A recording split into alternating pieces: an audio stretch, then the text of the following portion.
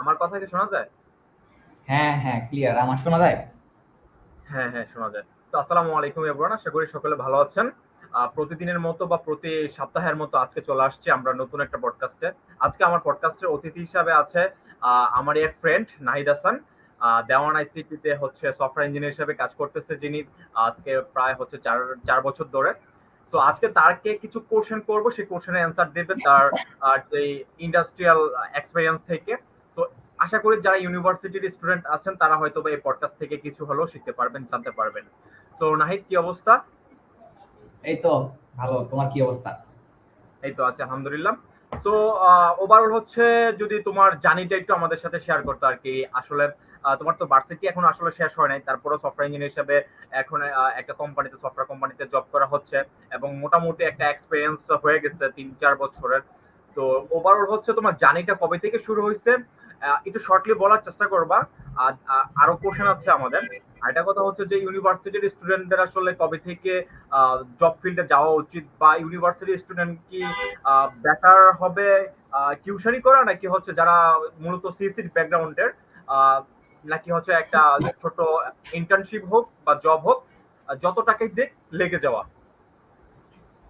আচ্ছা, তো আমি শুরু করি। আমার আসলে পাস্ট এক্সপেরিয়েন্স এর কথা যদি বলি, আমার একদম প্রোগ্রামিং এর কোর এক্সপেরিয়েন্স ধরো লাস্ট ২.৫ বছর ধরে একদম প্রত্যেকদিন দিনে ১০ ঘন্টা করে আমার যাচ্ছে প্রোগ্রামিং এর পিছনে। তো এটা হচ্ছে কোর এক্সপেরিয়েন্স। আর এর আগে হয়তো আমি যখন শুরু করছি, আমি আমার প্রোগ্রামিং জার্নিটা শুরু করছিলাম আমি যখন ক্লাস 6 এ পড়ি।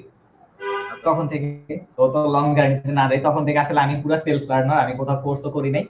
তো তখন এই শিখতে টেকনোলজির সাথে আস্তে আস্তে আসলে আমার অনেকগুলো ফিল্ডে এটা একটু নলেজ নিয়েছি। গ্রাফিক ডিজাইন, ডিজিটাল মার্কেটিং, আবার এইদিকে ওয়েব ডেভেলপমেন্ট। তো ওয়েব ডেভেলপমেন্টটা আমি যখন দেখি, আমি তখন মনে হয় ক্লাস 9 এ পড়ি।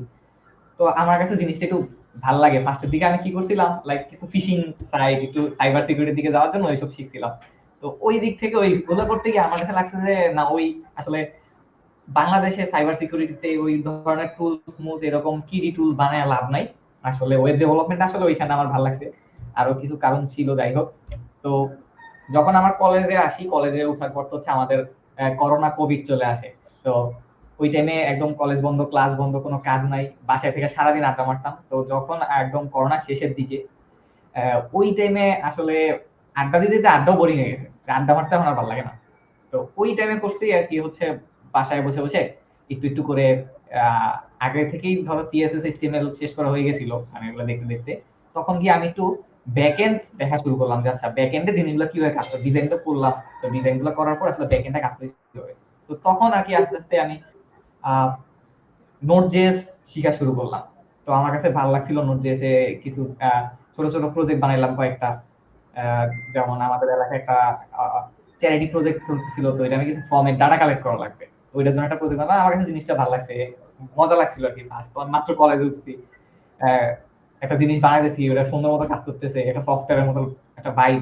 তো ওইটা থেকে আমার হচ্ছে এই ওয়েব ডেভেলপমেন্টের জিনিসগুলো আসলে ভালো লাগতে শুরু করে। তো কলেজ শেষ করলাম, কলেজ শেষ করে ভার্সিটিতে ভর্তি হবো।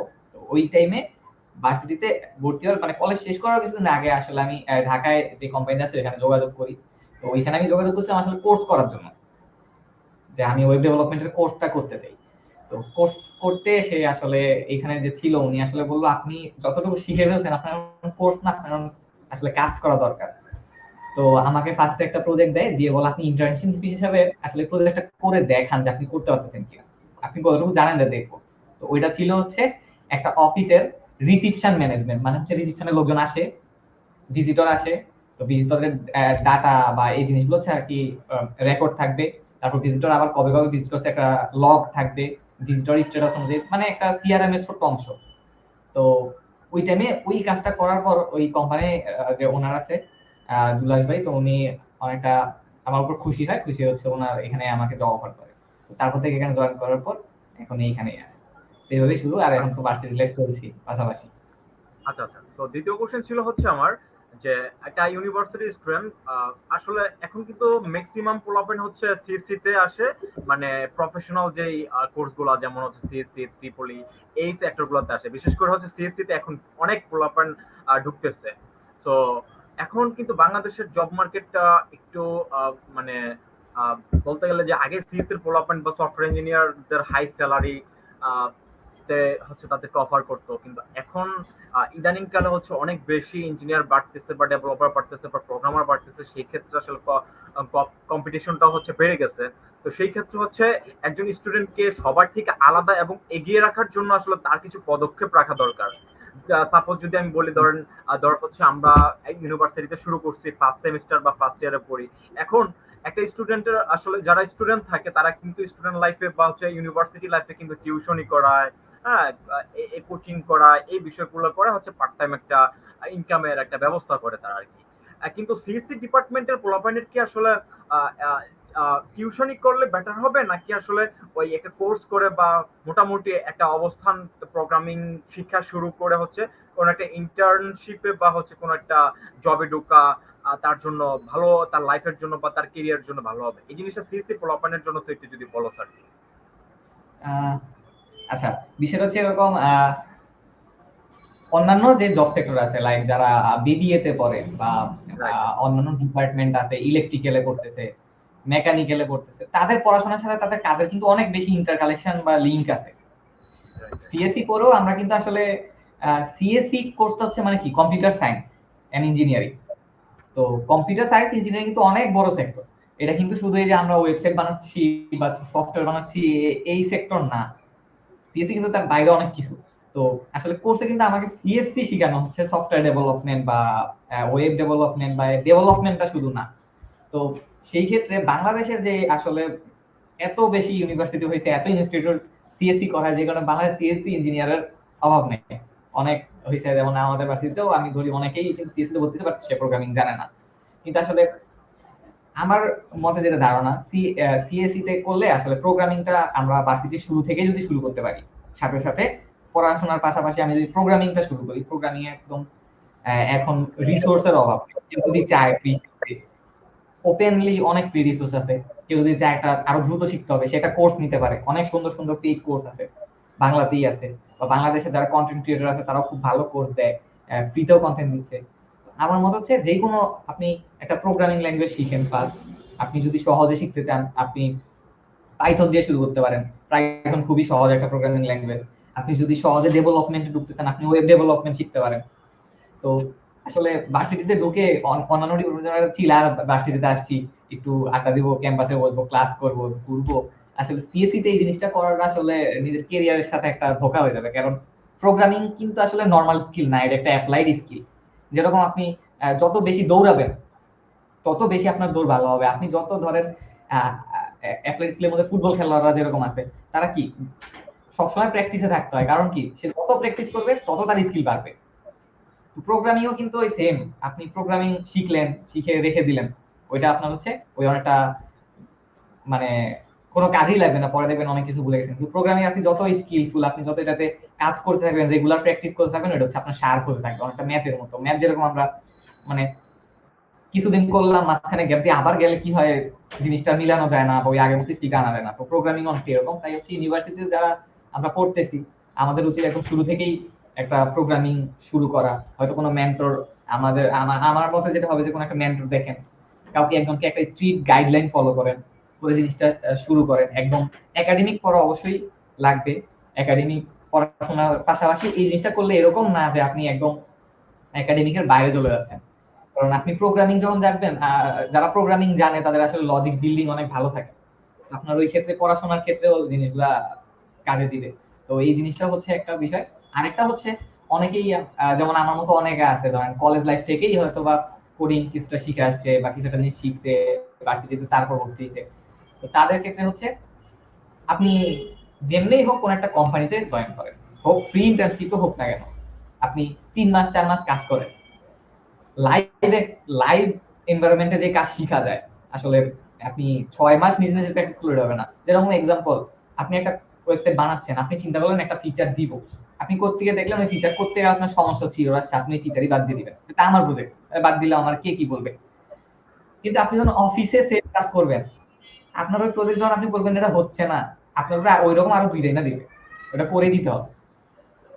তো তখন হচ্ছে আপনার উপর একটা মানে প্রেশার থাকে যে জিনিসটা করতে হবে, আর এটা করতে গেলে দেখবেন আপনি যখন পারতেছেন না তখন আরো বেশি শিখা হয় যে আসলে কিভাবে জিনিসটা কাজ করে, কোন জিনিসটা নিয়ে ইউজ করব, এই একটা বিষয়। আর বর্তমানে তো হচ্ছে এ এর যুগ, মানে কোশ্চেন করা আগে গুগলে করা লাগতো, এখন গিয়ে চ্যাট জিপিটি বলা একদম কোশ্চেন অ্যান্সার দিয়ে দিবে। তো আপনি যদি কিছুটা প্রোগ্রামিং ল্যাঙ্গুয়েজ বুঝেন, আপনি কিন্তু চ্যাট জিপিটি দিয়েও বলায় বলে একটা কাজ করাই নিতে পারবেন। বাট এরকম না যে আপনি প্রোগ্রামিং ল্যাঙ্গুয়েজ জানেন, আপনি চ্যাট জিপিটি বললেন, সে যে কি রেসপন্স দিছে ওইটা তো আপনাকে বোঝা লাগবে।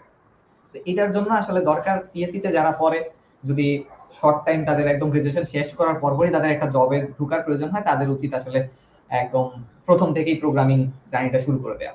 আর যারা হচ্ছে লাইক একটু বড় কোম্পানি চিন্তা ভাবনা করতেছেন, বড় কোম্পানিতে ঢুকবেন, তাদের অবশ্যই ডাটা স্ট্রাকচার এন্ড অ্যালগরিদম এটা শিখতেই হবে।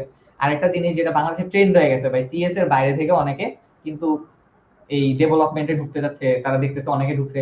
আসলে হ্যাঁ, অনেকের স্কিল আছে, সে ঢুকতে পারবে, কিন্তু সিএসসি যে সাবজেক্টটা আছে, এই সাবজেক্টের যে কোর কিছু বিষয় আছে, ওই বিষয়গুলো যদি আপনার মধ্যে না থাকে, আপনি ডেভেলপমেন্টে ভালো করতে পারবেন, কিন্তু একটা সময় গিয়ে যখন আপনাকে রিসার্চের কাজ দিবে, আপনি আসলে ই করতে হবে, তো আপনাকে তো একটা প্রমোশন নিতে হবে, একটা সিনিয়র লেভেলে যাইতে হবে, তো তখন কিন্তু কি আপনি আটকে দিতে পারেন।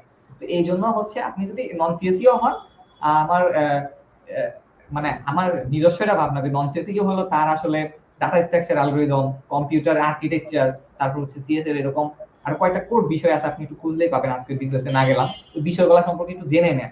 তাহলে কি হবে, আপনি ডেভেলপমেন্টের পর আপনি যদি সারা বছর ডেভেলপমেন্টেই কাজ করেন, শুধু কোডই করে যান, আপনার কিন্তু ওই ইনক্রিমেন্ট বা আপনি যে আসলে যে স্বপ্ন নিয়ে প্রোগ্রামে আসছেন, সবারই একটা স্বপ্ন থাকে, ওই সিনিয়র লেভেলটা যাইতে পারবেন না। তো এটাই হচ্ছে বিষয়। এবং ভালো কোনো কোম্পানিতে গেলে আসলে আপনি ডেভেলপমেন্ট কোনো এক্সপেরিয়েন্স আছে কিনা সেই জিনিসটা কিন্তু তারা দেখে না, তারা দেখে যে আপনার হ্যাঁ, বেসিকটা আসলে কতটুকু স্ট্রং, যেমন ডাটা কতটুকু স্ট্রাকচার, strong। অ্যালগরিদম, আপনি ক্রিটিক্যাল থিঙ্কিং, তারপর হচ্ছে আপনার একটা প্রবলেমকে কিভাবে এফিশিয়েন্ট ওয়েতে খুব সুন্দরভাবে হচ্ছে সেই জিনিসটাকে সলভ করা যায়, এই বিষয়গুলো তারা দেখে।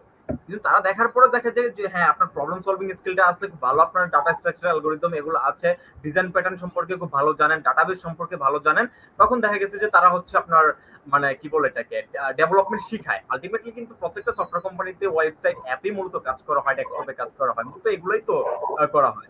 সো দেখা গেছে যে হ্যাঁ, পরবর্তীতে তারা একটা 6 মাস সময় নিয়ে কিন্তু আপনাকে বেতন দিবে, বেতন প্রোভাইড করবে, তারা 6 মাস আপনার প্রতি ইনভেস্ট করবে তাদের। হ্যাঁ, তোর হচ্ছে আপনাকে ডেভেলপমেন্ট শিখাবে।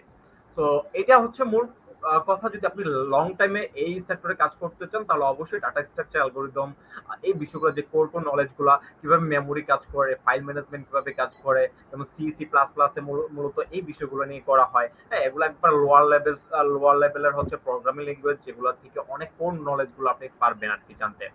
সো নাহিদ, আরেকটা ব্যাপার হচ্ছে যে বাংলাদেশের আসলে আমরা তো মানে ইদানিং যে কোর্স গুলা দেখতেছো বা হচ্ছে আমরা যে অনলাইনে আপনি 6 মাসের কোর্স করে হচ্ছে সবকিছু করে ফেলবেন, আসলে কি 6 মাসে একটা প্রপারলি একটা ডেভেলপমেন্ট শেখা যায় নাকি আসলে আরো সময় দেওয়া লাগে? আরেকটা কথা হচ্ছে আসলে বাংলাদেশের জব মার্কেট আসলে কি অবস্থায় আছে আর কি, তুই যেহেতু জব করতেছস বা আমিও করতেছি, এটা তোর মুখে শুনবো আর কি, আসলে বাংলাদেশের জব মার্কেটের অবস্থাটা কি? আর আসলে অনেকেই গ্রুপে দেখতেছি যে সিসি বা বর্তমানে এত এত কোম্পানি আসতেছে, এবং আমরা যারা ডেভেলপার বা ইঞ্জিনিয়ার আছি, আমরা আসলে আমরা আমাদের পরিবেশটা নষ্ট করে ফেলতেছি। যেমন এখন 4,000 টাকা ইন্টার্নশিপ করা, 2,000 টাকা ইন্টার্নশিপ করায়, মানে এই যে ব্যাপারগুলো আসলে এই ফিউচারে আমাদের এই ডিপার্টমেন্টটাকে বা এই সেক্টরটাকে কি আসলে কোনো ব্যাড কোনো ইফেক্ট পড়বে কিনা এই বিষয়টাতে।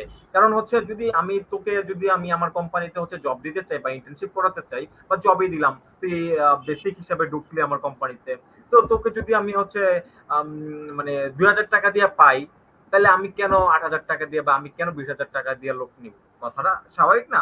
তো ব্যাপারগুলো হচ্ছে হ্যাঁ, এরকম হচ্ছে, যারা সফটওয়্যার কোম্পানি দিচ্ছে তারা হচ্ছে দেখেন একটা প্রোডাক্ট কিন্তু বানায় হচ্ছে তারা লং টাইমে বিজনেস করার জন্য, কিন্তু আপনি সেই প্রোডাক্টটা কিন্তু একবারে ডেভেলপ করে দিয়ে আসেন। তো আপনাকে সেই প্রোডাক্টটা ডেভেলপ করার জন্য হয়তো বা কিছু একটা টাকা দিচ্ছে মান্থলি, কিন্তু এই প্রোডাক্টটা দিয়ে সে লং টাইম হচ্ছে সে বিজনেস করবে। business তো level। আমরাই কিন্তু আমাদের আসলে ইন্ডাস্ট্রিটাকে নষ্ট করতেছি। তো এই ব্যাপারটা নিয়ে যদি একটু কিছু বলতি আর কি, যে আসলে আমাদের আসলে মাইন্ডসেটটা কি হওয়া উচিত, যে আমরা ফ্রি করলে ঢুকে যাব, 2,000 টাকা দিলে ঢুকে যাবো, তাহলে তো আমাদের নিজেদের ওয়েটটা কমাইলাম। তো এই ব্যাপারটা আসলে তুই কিভাবে দেখতেছিস?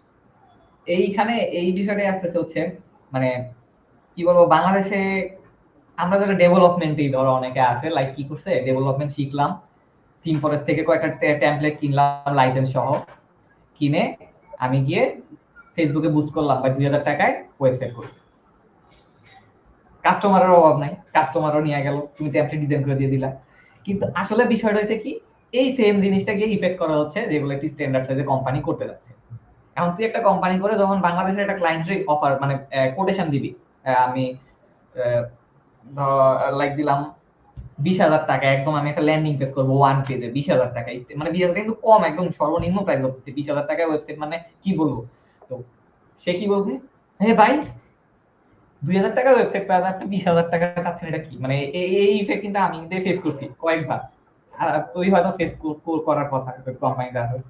তো এই বিষয়টা মানে যে কি বলবো, এখন এটা কারা নষ্ট করছে? ডেভেলপাররাই তো, আমাদের মতো যারা আছে যারা এগুলো করে দিচ্ছে।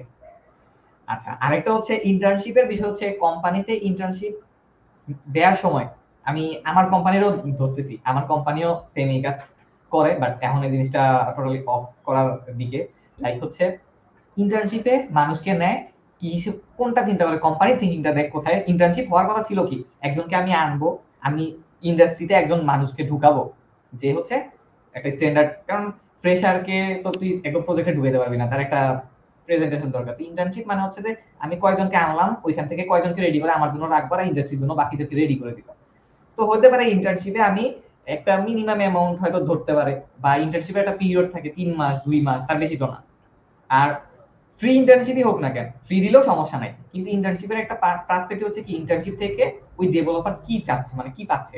আর ইন্টার্নশিপে নেওয়ার যে রিকোয়ারমেন্ট গুলো এখন আসলে লিঙ্কডিনও পাওয়া যায়, যে 1 বছরের এক্সপিরিয়েন্স, প্রজেক্ট লাগবে, ভাই সে তো ইন্টার্নশিপে ঢুকবে, তার এগুলা কেন থাকবে? সে আপনার ইন্টার্নশিপে করে তারপর রেজিউমে ত্যাগ করবে। কিন্তু কোম্পানিগুলো তো মাইন্ডসেট ওটা না, কোম্পানি মাইন্ডসেট ইন্টার্নশিপের নামে আমি দেখি কম দামে ডেভেলপার পাই কিনা। তো এই জিনিসটা থেকে হচ্ছে আসলে ডেভেলপার আমাদের সাবধান থাকা উচিত, যে ইন্টার্নশিপ দেখলেই ঢুকে যাবে এরকম না, আসলে ইন্টার্নশিপ হচ্ছে কিনা ওইখানে, ওইটা হচ্ছে আমার বিষয়। যদি ইন্টার্নশিপ হয় আমি সুন্দর মতো এখানে ঢুকবো, আমার ফ্রি ইন্টার্নশিপই হোক সমস্যা নাই, আমি ইন্টার্নশিপ পিরিয়ড শেষ করবো, হয় আমি ওই কোম্পানিতে থাকবো, বা বের হয়ে ওই কোম্পানির রেফারেন্স নিয়ে আমি তারপর জব মার্কেটের জন্য দেখবো। কিন্তু আসলে ওই কি হয়ে গেছে, কোম্পানিগুলা এভাবে র্যাপিডলি ইন্টার্নশিপের নামে ধর কম কম টাকায় ডেভেলপার নিচ্ছে, তারপর ওই সেম জিনিস দিয়ে কন্টিনিউ করা দিচ্ছে। তো এই দিক হচ্ছে আমাদের ডেভেলপারদের একটু থাকা দরকার, ফোকাস থাকা দরকার, যে আসলে ওই জিনিসটাতে একটা আমাদের জন্যই ক্ষতিকর, মার্কেটের জন্য ক্ষতিকর। আর যারা হচ্ছে যে এই কাজটা করে, যে টেমপ্লেট নামায় 2,000 টাকায় ওয়েবসাইট, তো ওই দিকটাও আসলে সবার খেয়াল রাখা উচিত। আর আশা করি এই জিনিসটা চেঞ্জ হচ্ছে, লাইক অনেক কোম্পানি এখন ওই জিনিসের দিকে আর যায় না, কারণ প্রবলেম হয় কি, তারা ওয়েবসাইট করে নিয়ে যায়, যখন আপডেটের জন্য খুঁজে পায় না আর কাউকে। এটা প্রবলেম হয়েছে, একটা আপডেট লাগবে তখন আর কারো খুঁজে পায় না। কিন্তু কোম্পানি থেকে যখন করে দেখে, তখন হচ্ছে আসলে জিনিসটার একটা লাইব্রেরি আছে, একটা কোম্পানির একটা সাপোর্টের একটা টিম আছে। আমি একটা কোম্পানিতে আজকে ওয়েবসাইট করে দিয়ে আসছি, আমি এখান থেকে চলে গেলাম, 2 বছর পর ওই কোম্পানি এসে ওই কোম্পানি থেকে অন্য ডেভেলপার দিয়ে সাপোর্টে কাজ করে নিতে পারবে। কিন্তু ইন্ডিভিজুয়াল কারো থেকে যে ছোট পেজ, ফেসবুক পেজ থেকে দিচ্ছে, ওইখান থেকে ওয়েবসাইট করানোর পর আসলে সম্ভব না, যে আবার 2 বছর পর নাও থাকতে পারে। তো এই জিনিসটা চিন্তা করে আশা করি এখন অনেকগুলো কোম্পানি আর কি জিনিসগুলা মাথায় নিয়ে চেঞ্জ করছে। আর আমাদের ডেভেলপারদের এই জিনিসটা মাথায় রাখতে হবে, যে দেখলাম আর ঢুকে গেলাম এটা না, আসলে বিবেচনা করে যেতে হবে। আচ্ছা, এটার অ্যান্সার আশা করি আমাদের হচ্ছে মানে যারা আছে তারা বুঝতে পারছে। তো লাস্ট একটা কোশ্চেন আশা করি 2 মিনিটে মানে 20-এর মধ্যে হচ্ছে শেষ করে দিব আমরা। তো সেটা হচ্ছে যে আসলে প্রোগ্রামিং ল্যাঙ্গুয়েজ আসলে বর্তমানে আমরা তো স্টাক কি বলে জানে আম, ভুলে গেলাম আর কি।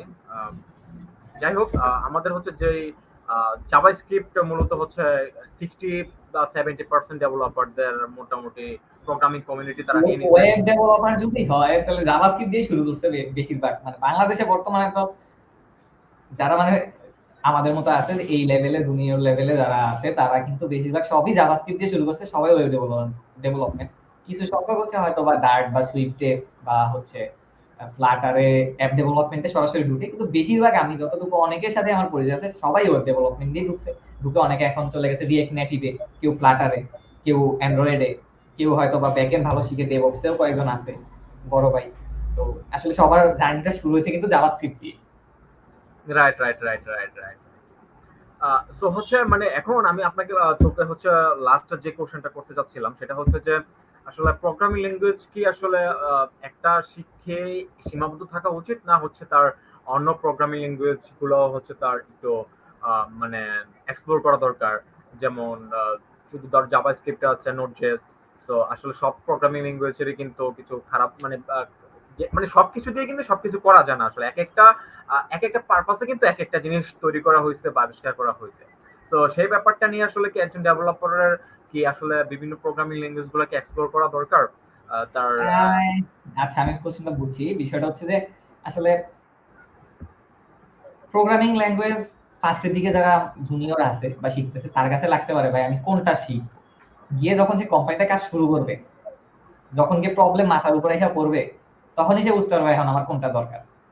লাইক আমি যদি একটা লাইভ এক্সপেরিয়েন্সের কথা বলি, আমাদের একটা রিসেন্টলি রিকোয়ারমেন্ট আসছে যে আমার একটা নোট জেএস এর এক্সপ্রেসের সার্ভার, তো এখানে হচ্ছে ছবি আপলোড হওয়ার পর ছবির ব্যাকগ্রাউন্ডটা কেটে যাবে অটোমেটিক।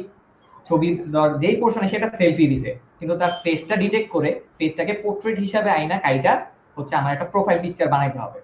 তো এইটার জন্য ধর ওপেনসিভি আছে, ওপেনসিভি লাইব্রেরি। তো ওপেনসিভি ইউজ করতে গেলে পাইথনে সবচেয়ে ভালো সাপোর্ট দেয় বা স্কিপ দেয়। তো এখন ওইটা যদি আমি নোট.js এ ধর নিয়ে আসতে চাই, নোট.js এ ধর টেনসরফ্লো দিয়ে করা যায়, কিন্তু টেনসরফ্লো নোট.js এ ইউজ করতে গেলে অনেক স্লো, তার থেকে অনেক ফাস্ট রেসপন্স আমি পাইথনে পাবো। তো এখন ওই রেসপন্সের জন্য কিন্তু পাইথন ইউজ করতে হবে। এখন যে ডেভেলপার, সে তাকে তো পাইথন শিখতে হবে। তারপর আবার এরকম অনেক কোর ফিচারের দরকার হইতে পারে। যেমন ধর এখন এ এর যুগ, বা ডাটা অ্যানালিসিস এর জন্য অনেক ধরনের অ্যালগরিদম আছে যেগুলো সরাসরি আমি নোট.js এ রান করতে পারবো না, অনেক প্রসেস ইউনিট। কারণ নোট.js হচ্ছে কি সিঙ্গেল থ্রেডেড প্রোগ্রামিং ল্যাঙ্গুয়েজ, তো আমি একটা থ্রেডে এরকম লোড দিলে অনেক সময় হ্যাং হয়ে যাবে। ওই যে প্রসেস মানে অনেক বেশি প্রসেস, মানে এই ধরনের যে কাজগুলো আছে বা অ্যালগরিদম গুলো আছে ওগুলো রান করার জন্য C++ একটা বেস্ট ল্যাঙ্গুয়েজ। তো ওই ক্ষেত্রে C++ আমার শিখে কিভাবে নোট.js এর সাথে ইন্টিগ্রেট করা বের করে নিয়ে আসতে পারবো। এই যে টপিক গুলো আছে, তো এগুলো হচ্ছে লাইভ কাজে গেলে আসলে যে যাবে সে নিজেই বুঝতে পারবে আসলে প্রোগ্রামিং ল্যাঙ্গুয়েজ দরকার কিনা। আর একবার একটা প্রোগ্রামিং ল্যাঙ্গুয়েজ শিখার পর, প্রোগ্রামিং এর কনসেপ্ট শিখার পর অন্য কোনো প্রোগ্রামিং ল্যাঙ্গুয়েজ শিখা খুব একটা কঠিন বিষয়ও না। জাস্ট সিনট্যাক্স জানতে হয়, ওই প্রোগ্রামিং ল্যাঙ্গুয়েজের কিছু ফিচার আছে ওগুলা জানলে জাস্ট কাজ করা যায়। তারপর তো প্রজেক্টের মাঝখানে সে এমনি শিখতে পারে, কারণ সে অলরেডি জানে, প্রসেসিংটা জানে, সে মেথডটা জানে, জাস্ট সিনট্যাক্সটা সার্চ করলেই হলো। এই হচ্ছে বিষয়। তো এটা যে আচ্ছা ঠিক আছে আজকে, হ্যাঁ বুঝতে পারলাম। তো আজকে ২-৩টা হচ্ছে কোশ্চেন আশা আশা করি আমাদের অডিয়েন্সের জন্য ক্লিয়ার হইছে। সো আজকে মূলত এতটুকু পর্যন্তই নাহিদ। তো হচ্ছে যেহেতু রাত হয়ে তোমার গেছে। তোমার তোর একটা কোশ্চেন ছিল যে জব লাইফ কেমন যাচ্ছে, নতুন জব। এর আগে যখন কবে ছিল তখন তো অন্য জবে ছিল, এখন নতুন জবে আসছে, এই জবে তো নতুন অনেক কিছু এক্সপ্লোর হয়েছে, কি এক্সপেরিয়েন্স? আহ, মানে আমি বুঝি না নেটের সমস্যার কারণে, মানে তুই কি আমাকে কোনো কোশ্চেন মানে করছিস? তুই হ্যাঁ, কোশ্চেন হচ্ছে যে নতুন জব তো তুইও ঢুকছস, যে জবের কি এক্সপেরিয়েন্স? আচ্ছা আচ্ছা আচ্ছা, হ্যাঁ হ্যাঁ অবশ্যই। আসলে আমি মনে করি যে হচ্ছে ফার্স্ট অফ অল হচ্ছে যারা হচ্ছে একটা কোর্স করে এবং ইউনিভার্সিটি লাইফ শেষ করে বা যাই যাই করে আমরা প্রোগ্রামিং শুরু করে বা হচ্ছে job-এ যায়, তখন হচ্ছে তোর আসলে অনেক কিছু একটা ডেভেলপার বা একটা ইঞ্জিনিয়ার আসলে জানে না, সে কাজ করতে করতেই জানে। তো তুই কিন্তু আমার কোশ্চেনের অ্যান্সারটা দিয়ে দিছস। যেমন হচ্ছে আমি এর আগে যে কোম্পানিতে ছিলাম আসলে ওই কোম্পানিতে যে জিনিসগুলো শিখতে পারছি, আসলে এক একটা ধর আমরা তো আসলে ওই বড় বড় কোম্পানিতে আসলে যাইতে গেলে আসলে অবশ্যই ভার্সিটি শেষ করতে হবে। তো এর মধ্যে তো আমরা জব করতেছি। সো আমরা যেহেতু মিড লেভেল কোম্পানিতে আছি, সেই কোম্পানিগুলোতে টিমও ছোট থাকে। সো দেখা গেছে যে এক সিস্টেমই হচ্ছে মূলত কাজগুলো করা হয়। যেমন আমার আগের কোম্পানিতে হচ্ছে এক সিস্টেমে কাজগুলো করা হইতো। ধর হচ্ছে তারা যেমন আমি বর্তমানে ম্যাটেরিয়াল ইউআই দিয়ে কাজ করতেছি। অন্য কোম্পানিতে ছিল হচ্ছে ধর এটাকে কি বলে, অন্য একটা কম্পোনেন্ট লাইব্রেরি ইউজ করতো বা অন্য কিছু ইউজ করতো। বা তাদের কাজের সিস্টেমটা ছিল অন্যরকম, তারা এই লেভেলেরই কাজ করতো, এগুলাই কপি পেস্ট করে করতে হয়েছে। বা আমি জাস্ট ওই কোম্পানিতে যাওয়ার পর হয়তো ১ মাস ১.৫ মাস ২ মাস বা ৪ মাসের মতো আমার এই বিষয়গুলো সম্পর্কে জানতে হয়েছে। এরপরে দেখা গেছে যে আমার ৭-৮ মাস গেছে গা, তারপরে আর আমার মনে হয় না যে এখান থেকে নতুন কিছু শিখা যায় আর কি, মানে যাবে আর কি।